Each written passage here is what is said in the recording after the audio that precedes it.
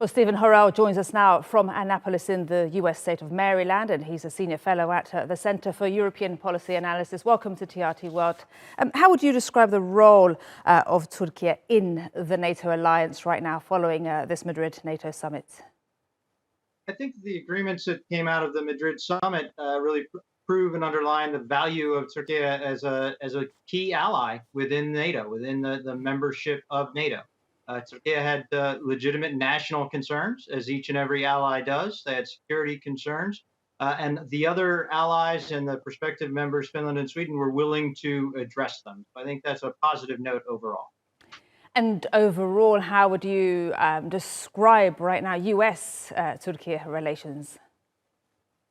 I think the fact that President Biden and President Erdogan met for an hour is a good sign.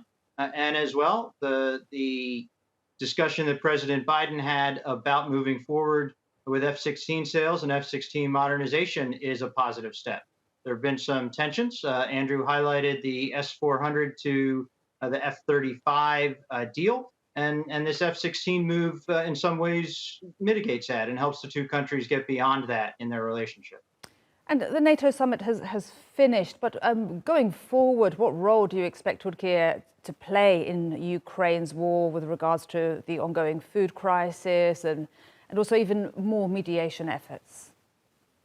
Turkey has a great role to play within the Black Sea region as a whole. Obviously, as the implementer of the Montreux Convention about the passage of ships, warships and other ships through the Turkish Straits, that's a very critical role. And Turkey's role as a leader amongst NATO is important in any overall NATO response to Russia's aggression within the Black Sea.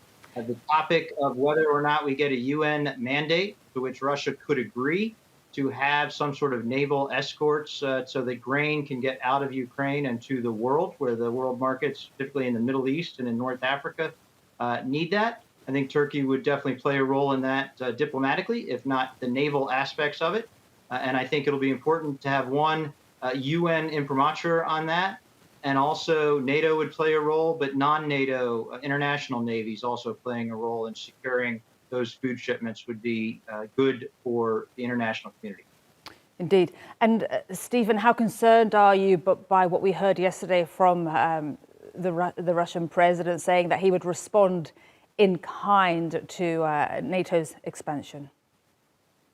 So NATO enlargement is not an expansion. It's not NATO taking over territories. It's sovereign nations who desire to be in NATO for the security guarantees, just as Turkey decades ago was not an original founder, was an early founder, and again, because of the important role they play.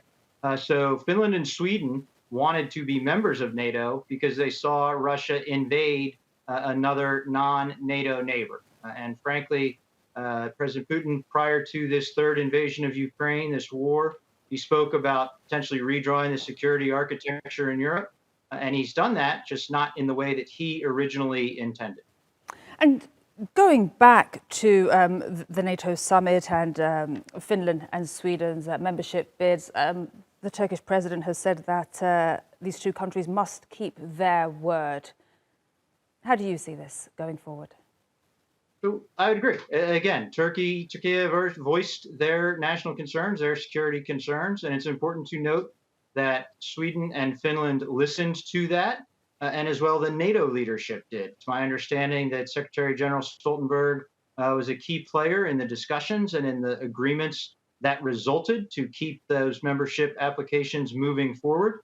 So again, overall, it's a positive note for everyone. President Erdogan noting that he expects those agreements to be lived up to. And certainly Sweden and Finland agreed that they could make certain moves to keep their NATO applications moving forward. All right, we'll leave it there. Thank you so much, Stephen Horrell, joining us from Annapolis in the US. Thank you. Thank you, Maria.